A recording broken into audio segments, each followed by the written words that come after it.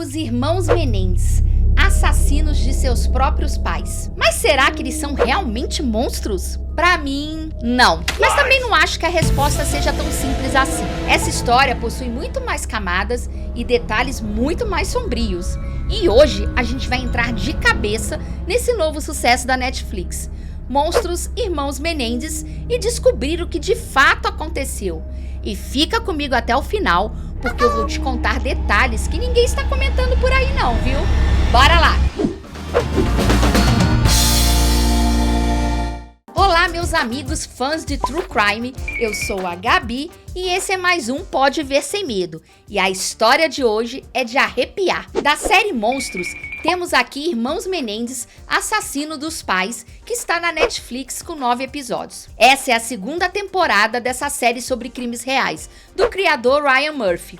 A primeira temporada foi sobre Dahmer, um canibal americano. E já sabemos que a terceira temporada será sobre Ed Gein, o assassino e ladrão de lápides americano que usava ossos e peles para fazer objetos como seus troféus. Mas essa série aqui traz de volta o polêmico caso dos irmãos Menendez, que chocou os Estados Unidos nos anos 90. Lyle e Eric assassinaram os próprios pais, José e Kitty Menendez, em 1989.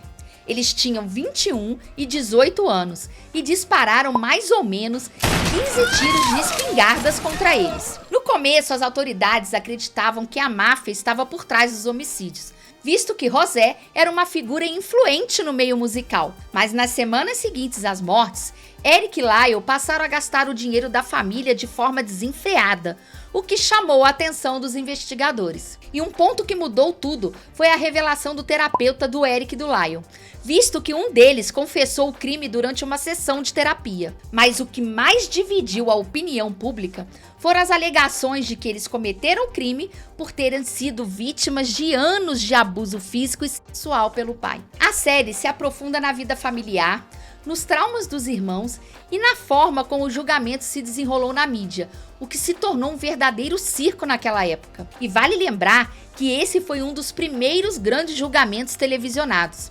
abrindo o caminho para essa cultura de true crime que a gente vê tanto hoje em dia. Agora, uma das grandes sacadas da série é o desenvolvimento dos personagens. Lyle, interpretado por Nicholas Alexander Chaves, é retratado como um irmão mais velho confiante, mas com uma raiva profunda pelo pai e com os rompantes bem típicos de um psicopata. Enquanto Eric, o mais novo, interpretado por Cooper Koch, parece muito mais vulnerável e emocional, mas que te deixa na dúvida sobre a veracidade das emoções dele em alguns desses momentos. As interpretações desses atores são de tirar o fôlego. Os dois protagonistas realmente se entregam a esses papéis. Eles conseguem passar toda a complexidade emocional dos irmãos, deixando a gente sempre na dúvida. Será que eles são apenas vítimas ou realmente culpados frios e calculistas? E é isso que me pegou nessa série, e em outras que eu já tinha visto sobre esse caso. Tudo que foi relatado pelos irmãos ali aconteceu ou foi apenas invenção para tentar se livrar da prisão? Interrogação. Não se pode negar que não se tratava de uma família normal. Alguma coisa com certeza aconteceu ali. Abusos físicos, psicológicos, não sei. Eles ainda são autores de um crime brutal, mas talvez não tenha sido simplesmente matar por matar. Ou será que foi? Enfim, logo no começo, antes de contextualizar os acontecimentos todos, você vê a cena do Lyle discursando no funeral dos pais. E é surreal demais. A música escolhida por ele, o desconforto geral, você já julga ele logo de cara. Só assiste essa cena e me diz o que achou. Então, mãe, eu vou deixar que dois poetas que são muito melhores do que eu, com as palavras, digam as palavras finais.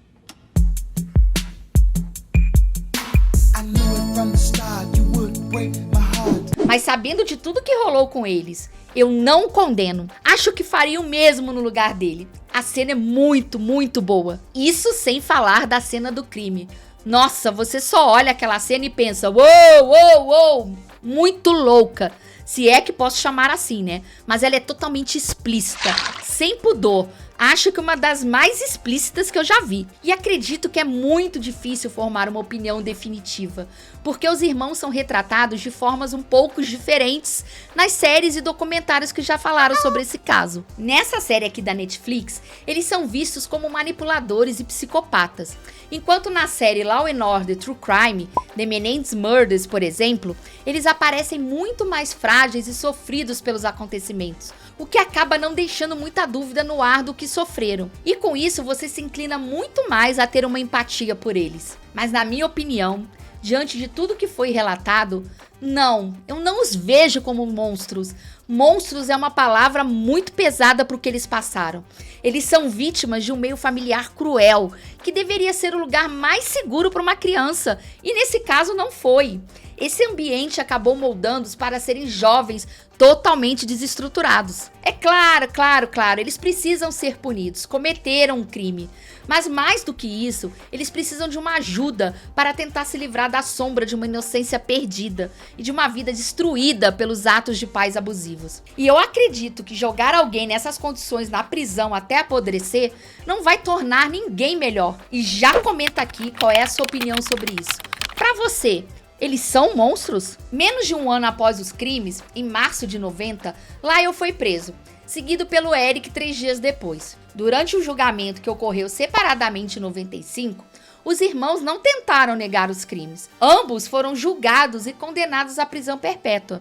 E atualmente eles cumprem pena em regime fechado. E acho que vale muito assistir a essa versão do caso pela Netflix, justamente porque ela foca mais na vida familiar e nos traumas dos irmãos do que naquelas questões técnicas de julgamento como outras já fizeram. Ryan Murphy diz que é possível perceber que cerca de 60 a 65% do conteúdo, tanto nos roteiros quanto na forma de apresentação, se concentram nos abusos e nas alegações que eles fizeram sobre o que viveram. E de fato foi a série que mais focou na versão deles, apesar do Eric da vida real achar que essa versão é ingênua e desonesta.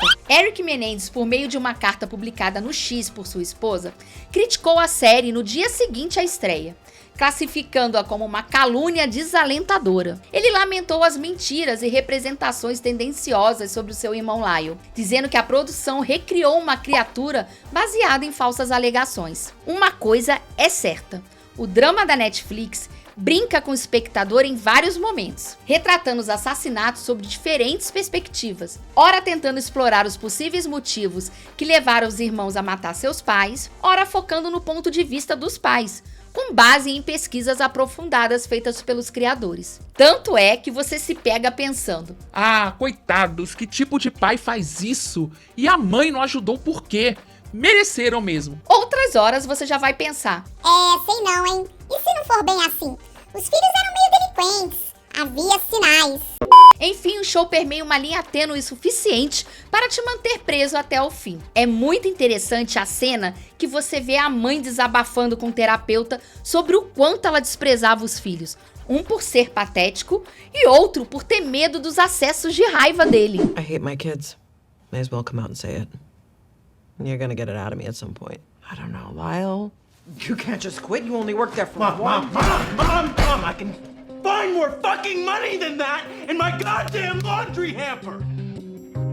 Eric's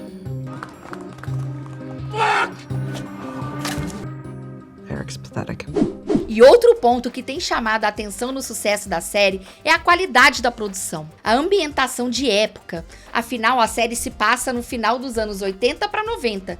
Então as roupas, as músicas, a coloração, é tudo muito perfeito. Eles recriam os eventos com muito cuidado aos detalhes históricos e jurídicos. Isso tudo faz a gente pensar nas complexidades das relações humanas e nas motivações que podem levar a crimes tão chocantes e que nem sempre envolvem dinheiro, e muito menos são óbvias e visíveis. E deixo aqui um destaque que vai pro episódio 5. A escolha de uma cena única, filmada sem cortes, com um pouco mais de 30 minutos, e que apesar de não ser nada tecnicamente inovador, mas tem um significado extremamente interessante aqui. O foco é em Eric narrando para a advogada tudo o que aconteceu com eles, e conforme ele revela todos os detalhes, todo o mal e dor causados pelos pais, o zoom vai sendo feito lentamente, para que possamos nos aproximar do ser humano e não do criminoso. Começamos distantes, vendo tudo de longe, e terminamos cara a cara com ele,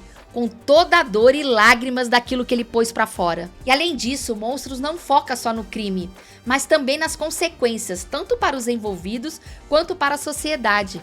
A série te faz refletir sobre o impacto desse tipo de tragédia, não só dentro da família, mas como no mundo à volta deles. E eu vou te contar aqui algumas curiosidades que acabaram ficando meio de lado ou não foram tão aprofundadas assim na série. Ela destaca, por exemplo, que Eric Menendez jogava tênis e competia em campeonatos, mas não menciona que ele era um atleta promissor. Eric estava entre os 50 melhores jogadores júniores dos Estados Unidos e competiu o Campeonato Nacional Júnior de Tênis de 89, apenas 2 semanas antes de matar seus pais. Ele chegou à segunda rodada do torneio antes de ser eliminado. Ela também mostra com precisão o aumento nos gastos dos irmãos Menendez após a morte dos pais, o que levantou aquelas suspeitas da polícia e do público. Eles teriam gastado cerca de $700 mil antes de serem presos. No entanto, a série não aborda o depoimento de familiares que afirmaram que os irmãos já tinham hábitos de consumo extravagantes e que seus gastos não aumentaram de forma significativa assim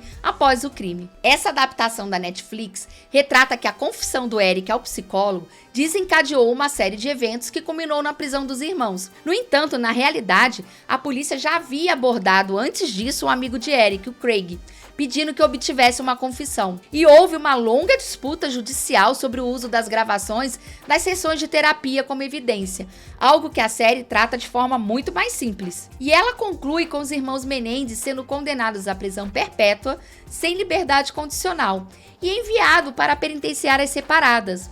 Mas ela não mostra o reencontro emocionante dos dois em 2018, quando, quase após 22 anos separados, Lyle foi transferido para a mesma unidade que Eric, e diz que os irmãos se abraçaram e choraram, marcando um momento de reconexão após décadas em prisões diferentes. Agora, essa aqui vai te chocar, e eu duvido que você sabia disso. Em 2023, o Roy, sim, aquele Roy, ex-membro do grupo Menudo, afirmou que foi drogado e abusado por José Menendez quando tinha apenas 14 anos. E essa revelação trouxe nova luz ao comportamento abusivo de José e levou os advogados de Lyle e Eric a pedirem uma nova audiência.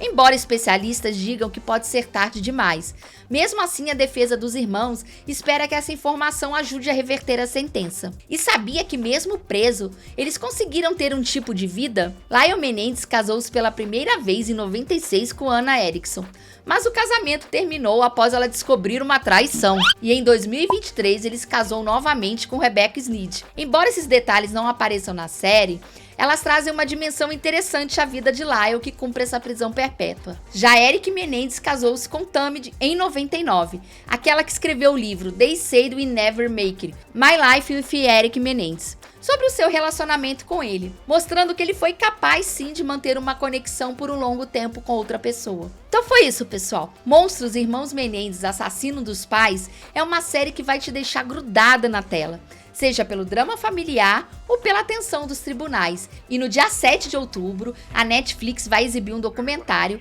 onde os irmãos irão falar direto da cadeia sobre o caso. E já me conta aqui nos comentários o que você achou dessa série. E se você ainda não assistiu, corre lá na Netflix, assiste e volta aqui pra gente conversar. E não se esqueça de curtir este vídeo, se inscrever no canal e ativar o sininho para não perder as próximas dicas. Até a próxima!